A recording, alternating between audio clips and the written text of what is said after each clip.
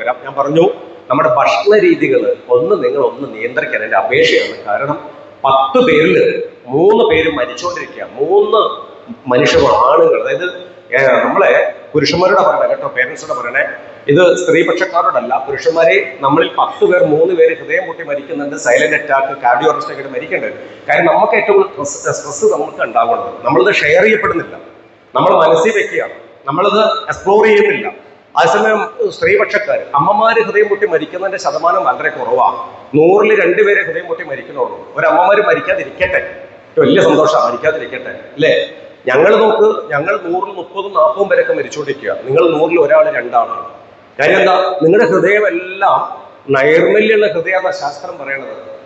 അമ്മമാര് കരഞ്ഞു തീർക്കുന്നവർ ചട്ടിയോടും പാത്രത്തോടും പൂച്ചയോടും മക്കളോടും. നിന്റെ ഒറ്റ കരഞ്ഞു കൊണ്ടാണ് ഞാൻ ഉപ്പ വഴക്കുണ്ടാവുക. ഇങ്ങനെ കരഞ്ഞ് അമ്മ കണ്ണീരൊഴുക്കി അവളുടെ ഹൃദയം എല്ലാം ഒരു ഭൂപത്ത് ഹൃദയമാണ്. അതിനകത്ത് സ്ട്രെസ് അതിനകത്തില്ല, ഹൃദയത്തിനകത്തില്ല അവൾക്ക്. പക്ഷെ ആണുങ്ങൾ ഞങ്ങളിങ്ങനെ കയ്യൊക്കെ കെട്ടി കുറച്ച് മൊസലൊക്കെ പിടിച്ചിട്ട് എന്നൊക്കെ ആക്കി വേണ്ട പൊയ്ക്കോ വേണ്ട അല്ലേ, ഇങ്ങനെ പറഞ്ഞ് ഞങ്ങൾ വല്ല ഉറക്കത്തിലോ അല്ല നടത്തത്തിലോ ഇരുത്തത്തിലോ ഇങ്ങനെ പൊട്ടി ഞങ്ങളൊക്കെ അങ്ങോട്ട് പോകും. അപ്പൊ അതുകൊണ്ട് ഇവിടെ ഏറ്റവും കൂടുതൽ ഇരിക്കുന്നത് അമ്മമാരാണ്. നിങ്ങളോടൊക്കെ എൻ്റെ രാജ്ഞിയല്ല, അപേക്ഷയാണ്. ഭർത്താക്കന്മാരെ, ഞങ്ങൾ ചിലപ്പോൾ നിങ്ങളോട് ചൂടായെന്നൊക്കെ വരും കേട്ടോ. ഒന്നും ബോധപൂർവ്വമല്ല. നിങ്ങളോട് മാത്രമേ ഞങ്ങൾക്ക് മല്ലടിക്കാൻ ഒരു അവസരമുള്ളൂ. മറ്റേ പുറത്ത് പോയിട്ട് മല്ലടിക്കാൻ പറ്റില്ലല്ലോ. അപ്പൊ ഞങ്ങൾ പറയും, നിനക്ക് എന്തായാലും ഇവിടെ പണി, എനിക്ക് എന്തായാലും കുട്ടിനെ നോക്കാൻ അന്വേഷിക്കാൻ പോയത് അല്ലേ, എനിക്ക് മുഴുകാൻ തരുന്നില്ലേ, തിന്നാൻ തരുന്നില്ലേ, എന്താ കാട്ടി, എന്താ പറഞ്ഞൂടെ പണി, എന്താ അനക്കെന്താ ഇവിടെ പണി, അതിൽ എന്റെ അത് നോക്കാൻ പറ്റും, എനിക്ക് പോയി അത്തൂടെ പൊയ്ക്കൂടെ, ഇറങ്ങി പൊയ്ക്കൂടെ, അതൊക്കെ പറയും. പക്ഷെ ഇതൊന്നും ഉള്ളിൽ തട്ടിയിട്ടല്ല പറയുന്നത്. പ്രത്യേകിച്ച് പ്രവാസ ലോകത്തുള്ള ആളുകളെയൊക്കെ ഉണ്ടെങ്കിൽ അവരൊക്കെ എന്ന് പറഞ്ഞാൽ ഏറ്റവും കൂടുതൽ നിങ്ങൾ മനസ്സിലാക്കേണ്ടത്, ഈ പ്രവാസ ലോകത്തൂടെ ഏറ്റവും യാത്ര ചെയ്ത വ്യക്തിയാണ് ഞാൻ. അവരുടെ ഇടങ്ങൾ കണ്ടിട്ടുണ്ട്, അവരുടെ തൊഴിലിടങ്ങൾ കണ്ടിട്ടുണ്ട്, അവരുടെ വരുമാനം കണ്ടിട്ടുണ്ട്, അവർ അനുഭവിക്കുന്ന മാനസിക വൈകാരിക സാമൂഹിക പ്രശ്നം എന്താണെന്ന് തിരിച്ചറിഞ്ഞിട്ടുണ്ട്. അവർ നാട്ടിലേക്കൊക്കെ വരുമ്പോൾ പർച്ചേസിങ്ങിന് പോകും. ഞാൻ 4 ദിവസം മുമ്പ് ഞാൻ അവിടെ ഒരു സ്ഥലത്ത് ഞാൻ പർച്ചേസ് ചെയ്യാൻ പോയി അവിടെ. അപ്പൊ ലുലുവിലേക്കാണ് പോയത്. അപ്പൊ ലുലുവിൽ പോയി കുറച്ച് കാര്യങ്ങളൊക്കെ സുഹൃത്തുക്കൾക്കും അമ്മയ്ക്കും കുറച്ച് റിലേറ്റീവ്സിനും ഒക്കെ വേണ്ടി കുറച്ച് സാധനങ്ങൾ പർച്ചേസ് ചെയ്യാൻ പോയി. അപ്പൊ മാക്സിമം ആളുകൾ നമ്മളിങ്ങനെ കാണും, ഇന്നാക്ക് എന്നെ കൊടുക്കണം എന്നൊക്കെ പറഞ്ഞ് നമ്മളിങ്ങനെ വാങ്ങുമ്പോൾ അവസാനം ഇത് റൂമിൽ കൊണ്ടുവന്നിട്ട് ആ ഹോട്ടലിൽ ത്രാസൊക്കെ ഉണ്ടാവുമല്ലോ, ആ ത്രാസ് വാങ്ങിയിട്ട് തൂക്കും. ഇങ്ങനെ ഈ തൂക്കുമ്പോഴാണ് നമുക്ക് മനസ്സിലാക്കുന്നത് മാക്സിമം തൂക്കം 1-2 കിലോ കൂടിയിട്ടുണ്ടാവും. അപ്പൊ ഓരോന്നിന്റെ കവറുകൾ അഴിച്ച് നമ്മൾ കളയും. പിന്നെ ലാസ്റ്റ് നമ്മൾ ഇത് കുറച്ച് കൂടുതൽ, സോപ്പ് ഇപ്പോൾ കൂടുതൽ, അതങ്ങോട്ട് മാറ്റി വെക്കാം, ഇതങ്ങോട്ട് മാറ്റി വെക്കാം. അങ്ങനെ ഓരോരോ മനനം ഇങ്ങനെ ചെയ്യും. അപ്പൊ ഞാൻ എൻ്റെ സുഹൃത്തിന്റെ റൂം പോയപ്പോൾ അദ്ദേഹം എൻ്റെ കൂടെ ഇങ്ങോട്ട് വരിക. അദ്ദേഹം അതിങ്ങനെ അടുക്കി പറിക്കുന്നതൊക്കെ നടക്കുമ്പോൾ വലിയ സങ്കടം തോന്നി എനിക്ക്. കാരണം ഓരോന്നിങ്ങനെ അടുക്കി വെക്കുകയാണ് ഓരോന്ന്. അപ്പൊ അദ്ദേഹം പറഞ്ഞൊരു കാര്യമുണ്ട്, സാറേ എത്ര കൊണ്ടുപോയാലും തികയില്ല, എല്ലാവർക്കും കൊടുക്കാൻ ഭയങ്കര ആഗ്രഹമാണ്. പക്ഷെ ഒരു 30 കിലോയോ 7 കിലോയിലേ കൊണ്ടുപോകാൻ പറ്റുള്ളൂ. അതുകൊണ്ടാണ് അല്ലെങ്കിൽ പിന്നെ എക്സ്ട്രാ പൈസ അടയ്ക്കും. 250-300 റുപ്യൊക്കെ 1 കിലോ 1/2 കിലോ 5 കിലോ ഒക്കെ അടയ്ക്കും. 250 കിലോ നമുക്ക് അടയ്ക്കേണ്ടി വരും. ഈ വർത്തമാനത്തിനകത്ത് ഒരുപാട് സ്നേഹങ്ങളുണ്ട് വർത്തമാനത്തിനകത്ത്. പക്ഷെ അതൊന്നും ചില മക്കൾ ചിലതൊന്നും അറിയുന്നില്ല പലപ്പോഴും. അവരവിടെ ജോലി ചെയ്യുമ്പോൾ ആ രാജ്യത്തെ നിയമത്തിനനുസരിച്ച് അവിടുത്തെ കഷ്ടപ്പാടുകൾ, അവിടുത്തെ ഒന്നിച്ചുള്ള മാസങ്ങൾ, ഒന്നിച്ചുള്ള കിടത്തം, ഭക്ഷണം എല്ലാം ഒരുപാട് സ്ട്രഗിൾ ചെയ്യുന്നുണ്ട്. അവരൊന്നും നമ്മളോട് ചിലപ്പോൾ പറയുന്നില്ല. എല്ലാവരും അങ്ങനെ ആവണമെന്നല്ലോ കേട്ടോ. ചില സ്വന്തമായിട്ട് ഫ്ലാറ്റ് ഉള്ളവർ, സ്വന്തമായിട്ട് IT മേഖലയുള്ള പുതിയ ഗൾഫിൽ ജീവിതമൊക്കെ ഡിഫറെൻ്റ് ആണ്. പക്ഷേ ഏകദേശം ഒരു 70% വരുന്ന പ്രവാസ ലോകത്തെ ആളുകൾ ഇപ്പോഴും നന്നായി ബുദ്ധിമുട്ടി സ്ട്രഗിൾ ചെയ്തിട്ട് അതിന്റെ വരുമാനം തന്നെയാണ് അവർ നാട്ടിലേക്ക് അവരെത്തിക്കണം. അപ്പൊ അതില്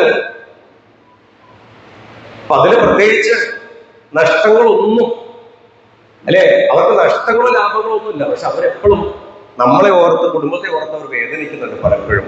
പക്ഷെ അവർക്ക് പറയാൻ ആരാ? നിങ്ങളേ ഉള്ളൂ. നിങ്ങളോട് ദേഷ്യപ്പെടാനുള്ളൂ. ആ ദേഷ്യപ്പെടലുകൾ മുഴുവനും നമ്മുടെ നാട്ടിലെ നമ്മളെ അമ്മമാരോടാണ് ദേഷ്യപ്പെടുന്നത്. നിനക്കെന്താ അവരുടെ ജോലി? നീ നോക്കാത്തോണ്ടല്ലോ ഓൻ ഇങ്ങനെ ആയത്, അതുകൊണ്ടല്ലേ മാർക്ക് ഒരു കുറഞ്ഞു പോയത്, ട്യൂഷൻ കൊടുത്തിട്ടില്ലേ, എന്തെങ്കിലും ചെലവിന് കുറവുണ്ടോ ഇല്ലേ? നമുക്ക് എല്ലാ കുടുംബത്തിനും എല്ലാ സാധനങ്ങളും, എല്ലാ സാമ്പത്തികവും, എല്ലാ രീതിയിലുള്ള സംവിധാനങ്ങളും ഉണ്ട്. ഇപ്പൊ ക്രസന്റ് സ്കൂൾ എന്ന് പറയുന്ന സ്കൂള് ഏറ്റവും നല്ല അക്കാഡമിക് നിലവാരം ഉയർത്തുന്ന അധ്യാപകരുടെ കൂട്ടായ ഒരു പ്രയത്നമുള്ള 6 വർഷത്തോളം A+ നേടിയെടുത്ത് സംസ്ഥാനത്തിനകത്ത് തന്നെ ഈ സ്കൂളിൽ തന്നെ മകൻ പഠിക്കണമെന്ന് ആഗ്രഹിക്കുന്ന പേരൻസ് ഉള്ള ഒരു സ്കൂളാണ് ഈ ക്രസന്റ് സ്കൂൾ. കാരണം ഏറ്റവും കഴിവുറ്റ അധ്യാപകർ, നല്ല രീതിയിൽ കുട്ടികൾക്ക് പ്രത്യേക രീതിയിലുള്ള അവർക്കുള്ള ട്യൂഷനുകളും സ്പെഷ്യൽ ക്ലാസ്സുകളും പ്രത്യേക രീതിയിലുള്ള നല്ല നല്ല ഫാക്കൽറ്റികളെ കൊണ്ടുവന്നിട്ട് അവർക്ക് കൊടുക്കുന്ന സെമിനാറുകളും കോൺക്ലേവുകളും കൺവെൻഷൻ എല്ലാം കുട്ടികൾ കൂടുതൽ അവരിലേക്ക് നയിക്കപ്പെടുന്നുണ്ട് പലപ്പോഴും. ഇന്ന് ഈ പ്രോഗ്രാം സംഘടിപ്പിക്കുമ്പോൾ തന്നെ കുട്ടികൾക്കെല്ലാം നിങ്ങൾക്കൊരു സെക്ഷൻ എടുക്കണമെന്ന് സ്കൂൾ മാനേജ്മെന്റിന്റെ വല്ലാത്ത അവരുടെ ആഗ്രഹം. അതെല്ലാം നന്മയിലേക്കുള്ള ആഗ്രഹങ്ങളാണ്. പക്ഷെ പലപ്പോഴും നമ്മളിതെല്ലാം നമ്മൾ ചെയ്താലും പലപ്പോഴും നമ്മൾക്ക് റിസൾട്ട് കിട്ടാൻ ഒരുപക്ഷെ നമുക്കില്ലെങ്കിൽ നമ്മൾ സങ്കടപ്പെടുന്നു. നിങ്ങളുടെ മക്കൾക്ക് ഉള്ള സംഭവങ്ങളൊക്കെ ആലോചിച്ച് നോക്കിക്കേ. എന്തെങ്കിലും കുറവുണ്ടോ? നിങ്ങൾ എന്തെങ്കിലും കുറവുകൾ നിങ്ങളുടെ ആ പഴയ കാലം നിങ്ങളുടെ മക്കളോട് പറഞ്ഞു നോക്കിക്കേ. അവർ കേൾക്കുമ്പോൾ നിങ്ങൾ വെറുപ്പായിരിക്കും നിങ്ങളോട്. ഒരു മകൻ ഏറ്റവും കൂടുതൽ ദേഷ്യം അറിയാമോ? അമ്മയോടും അച്ഛനോടും ദേഷ്യം. കാര്യം എന്താ? ചില മക്കൾ കൗൺസിലിംഗ് പറയാണ് എനിക്ക് എന്റെ ഉമ്മനോട് ദേഷ്യം പറയും, പിന്നെ ഉപ്പച്ചനോട്. കാര്യം എന്താ? അവനെ കൂടുതൽ ഉപദേശിക്കുകയും കെയർ ചെയ്യുകയും ചെയ്യുന്നതുകൊണ്ട് അവനത് ഭയങ്കര അരോചകമായി മാറുക. അവനത് ഉൾക്കൊള്ളാൻ പറ്റണില്ല അവന്. പക്ഷെ അവന് വേണ്ടി ആ അമ്മ ജീവിക്കുന്നു, അവന് വേണ്ടി അച്ഛൻ ജീവിക്കുന്നു. പക്ഷെ ഇവന് തിരിച്ചറിയാൻ മക്കൾക്ക് പറ്റണില്ല. അവനെ വല്ലാതെ അസ്വസ്ഥപ്പെടുത്തുകയാണ്. ഒരു കുട്ടി പറയുന്നത് എന്റെ ഫ്രണ്ട്സ് ഒന്നും എന്റെ ഉമ്മ പൊട്ടിക്കേറ്റൂല, ഭയങ്കര ഉമ്മക്ക് നല്ല തുറക്കാനും നല്ല തുറക്കുന്ന അവന്റെ മുടി കയ്യും ഇങ്ങനെ ഉമ്മ പറയുക. എന്റെ ഫ്രണ്ട്സിന് എന്റെ ഉമ്മച്ചിക്ക് ഇഷ്ടമല്ല. ഒരു കുട്ടി പറഞ്ഞു ചിട്ടലെന്റെ ഉമ്മച്ചിന്. നിങ്ങൾ അറിയാതെ പോലെ നിങ്ങളുടെ മകളുടെ കൂട്ടുകാരെ നിങ്ങൾ കുറ്റപ്പെടുത്തരുത് കേട്ടോ. നിങ്ങൾ പടുകുഴി വീഴുമോ? നിങ്ങൾ ലൈമ് കുടിച്ചിട്ട് ഒരു ടൗണിൽ കൊണ്ടുപോയിട്ടുണ്ട്, ലൈമ് കുടിച്ച് നിങ്ങൾ ഒരു 16 വയസ്സിൽ ലൈം ഒന്ന് കൊടുത്തു നോക്കും, എന്നാൽ ബാക്കി കുടിച്ചോന്ന് പറയും. എനിക്ക് വേണ്ട. അവന്റെ ചങ്കുകൾ കുടിക്കുന്നുണ്ടോ?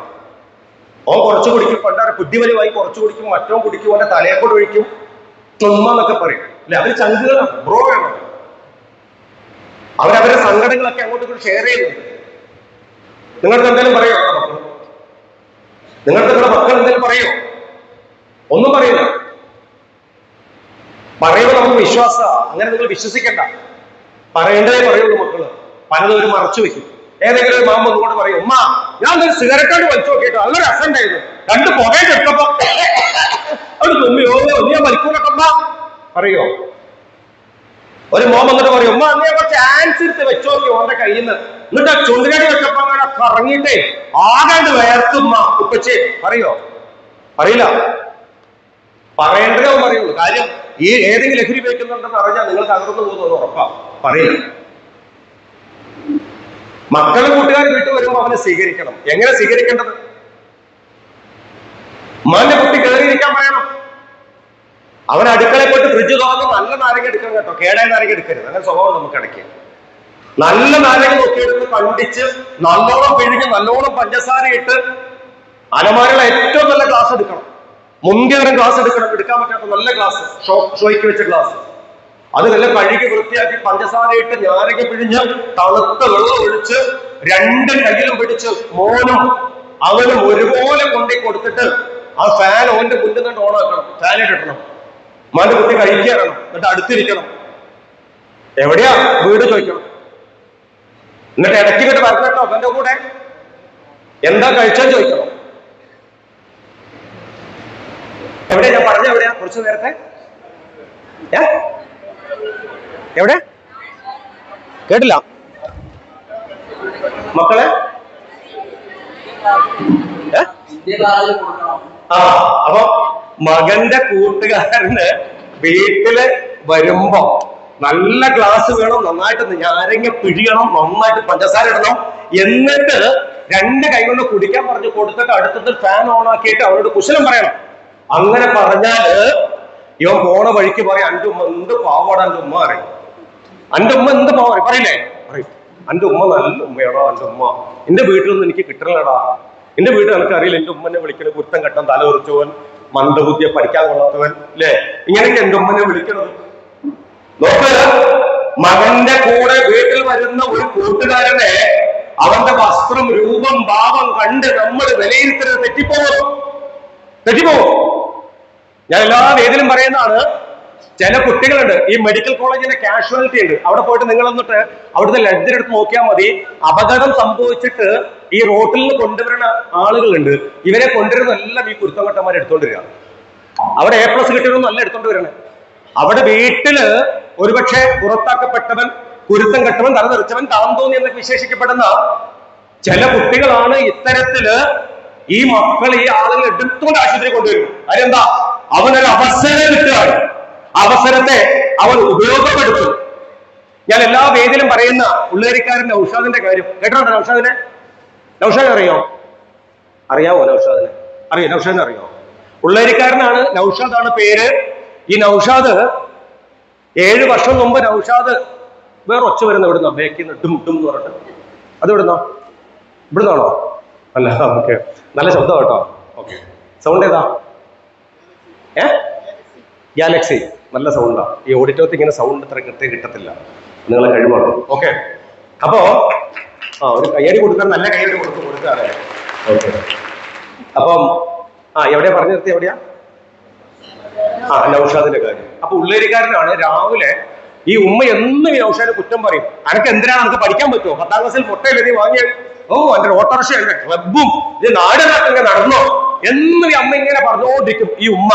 അങ്ങനെ ഒരു ദിവസം രാവിലെ ഈ അടുത്ത വീട്ടിൽ മുഹമ്മദ് എന്ന് പറഞ്ഞ ഒരാളുണ്ട്. അദ്ദേഹത്തിന് നെഞ്ചുവരെയൊക്കെ ഉണ്ടായിട്ട് അദ്ദേഹത്തെ എളുപ്പം ഓട്ടോറിക്ഷ കയറ്റിയിട്ട് മെഡിക്കൽ കോളേജിൽ കൊണ്ടുപോയി, കോഴിക്കോട് മെഡിക്കൽ കോളേജ്. അവിടെ കൊണ്ടുപോയി എല്ലാം ചെയ്തൊക്കെ കൊടുത്ത ശേഷം പുള്ളി പുറമേ വന്നപ്പോ, ചായ കുടിക്കാൻ വന്നപ്പോ ഒരാൾ പറഞ്ഞു, എന്നെ ഒന്ന് KSRTC സ്റ്റാൻഡിൽ കൊണ്ടുവിടും ഒരു ഫാമിലി. അപ്പൊ നൗഷാദ് ഇങ്ങനെ ആലോചിച്ചു, പൈസ ഒന്നല്ല, കൊണ്ടുവിട്ട് വരാലോ എന്ന് വെച്ചാൽ അവർ കയറാൻ പറഞ്ഞു. അവരായിട്ട് പോയി. അങ്ങനെ KSRTC സ്റ്റാൻഡിൽ കൊണ്ടുപോയി 6:30 മണിക്ക് ഇറക്കി തിരിച്ചു പോരുമ്പോ പുലർച്ചെ ഈ മനാഞ്ചിറ സ്ക്വയറിൽ 2 വരി പാതയിലുണ്ട്. ഈ ആളുകളെല്ലാം കൂടി നിൽക്കുന്നുണ്ട്. അപ്പൊ അവരോട് ചോദിച്ചു, എന്താ വിളിച്ചു? പറഞ്ഞു, അത് ആ മാൻഹോളിനകത്തേക്ക് 2 ആൾക്കാർ ഇറങ്ങിയിട്ടുണ്ട്, ഇന്ത്യ ഭായിമാരാണ്. ആയിട്ട് മുണ്ടോ അനങ്ങളൊന്നുമില്ല, മരിച്ചതാ തോന്നുന്നു, ഫയർഫോഴ്സ് അറിയിച്ചിട്ടുണ്ട് കാരണം. അപ്പൊ നിങ്ങളെന്താ നോക്കി നിൽക്കണം ചോദിച്ചു. ഈ നൗഷാദ് വന്നിട്ട് ആ മൊബൈലും അവന്റെ കാക്കി അവിടെ ഊരി ഓട്ടോറിക്ഷ വെച്ചിട്ട് ആ കയ്യിരിക്കണ ആ മൊബൈൽ ഫോൺ എടുത്തിട്ട് അതിന്റെ മോളി പൈസ പരിപാടിയാണോ? കൊടുത്തു. അപ്പോ ഈ നൗഷാദ് ആളുകളൊക്കെ തള്ളി മാറ്റിയിട്ട് ഈ മാൻഹോളിനകത്തേക്ക് ഇറങ്ങി അടിയിൽ. എന്നിട്ട് പിന്നെ കുറച്ചു നേരം ആൾക്കാർ നോക്കി നിൽക്കുന്നുണ്ട്. ഒരു 2 കൈ ഇങ്ങനെ പൊങ്ങി വരുന്നുണ്ട്. അതിന് ആന്ധ്ര സ്വദേശിയായ ഒരു ചെറുപ്പക്കാരന്റെ കയ്യാ. കൊണ്ടുപോയി ജീവൻ രക്ഷിച്ചു. അപ്പൊ ഡോക്ടർമാര് പറഞ്ഞു, 2 മിനിറ്റ് കൂടെ വൈകിരുന്നെങ്കിൽ ഈ മനുഷ്യൻ മരിച്ചുപോയെന്നാ പറഞ്ഞേ. എന്നിട്ട് പിന്നെ മാധ്യമം മനോരമ പത്രത്തിന്റെ പേജിൽ വാർത്ത ഉണ്ടായിരുന്നു, ആ മാൻഹോളിന്റെ പുറത്തൊരു കരിപുരണ്ട ഒരു മനുഷ്യൻ ശ്വാസം കൊണ്ട് വലിച്ചെടുക്കുന്നുണ്ട് ഇങ്ങനെ. എന്നിട്ട് കുറെ ശ്വാസം വലിച്ചിട്ട് വീണ്ടും ഈ മാൻഹോൾ അടിയേക്ക് നൗഷാദ് വീണ്ടും പോയി, മുട്ടിലഴിഞ്ഞു പോയി. അവിടെ മലിനജലം, കോഴിക്കോട് നഗരത്ത് മലിനജലം ഒഴുകുന്ന മാൻഹോളിനകത്ത് ഒരു കോൺക്രീറ്റ് തൊണ്ടിൽ കമന്ന് കിടന്ന് 2ാമത്തെ ഒരുത്തരെ എടുത്ത് തോള് വെച്ചിട്ട് അങ്ങനെ കുനിഞ്ഞു വന്ന് മാൻഹോളിന്റെ അടുത്ത് എത്താറുണ്ടായപ്പം ഈ നൗഷാദിന്റെ കാലിടറി ആ മലിനജലത്തിൽ മൂക്കുത്തിയിട്ട് വീണു. പിന്നെ 15 മിനിറ്റുകൾക്ക് ശേഷം കോഴിക്കോട് നഗരം ഫയർഫോഴ്സ് പുറത്തെടുത്തത്, 1 ഒരു ആന്ധ്രാക്കാരന്റെ ശരീരം, 2 ഉള്ളേരിക്കാരനായ നമ്മൾ പറഞ്ഞ പൊക്കിയെടുത്തത്. മയ്യത്ത് നമസ്കാരമൊക്കെ കഴിഞ്ഞു പിറ്റേ ദിവസം. അങ്ങനെ എറണാകുളത്ത് കൊച്ചേത്ത് ചിറ്റപ്പള്ളി എന്ന് പറയുന്ന മനുഷ്യൻ 5 ലക്ഷം രൂപ ബാഗിൽ വെച്ചിട്ട് ഈ ഉള്ളേരി വന്നിട്ട് ഉമ്മയുടെ കൈ കൊടുത്തിട്ട് പറഞ്ഞു, ഉമ്മ, നൗഷാദിനെ പ്രസവിച്ച നിങ്ങളാണ് ലോകത്തിൽ ഏറ്റവും പുണ്യം ചെയ്ത് ഉമ്മ എന്ന് പറഞ്ഞു. നോക്കണം, അതുവരെ കുരുത്തം കെട്ടവനെന്ന് വിശേഷിക്കപ്പെട്ട് ആത്മാർത്ഥമായിട്ട് തമാശക്കുമ്പോ വിളിക്കുന്നതാ.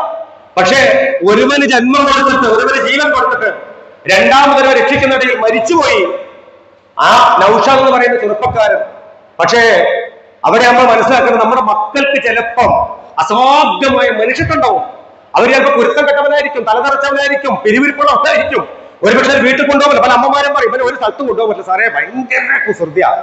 ഒരു സ്ഥലത്തും ഇറങ്ങി കുരങ്ങിന്റെ സ്വഭാവം അവനെ. മാന്തുക, ചൊറിയ, പിടിക്കുക, തിരിക്കുക. ഓൻ എന്തോ തൊട്ടാലും പിടിച്ച് പൊട്ടിക്കും. ഇതോ അവന്റെ പരിപാടി.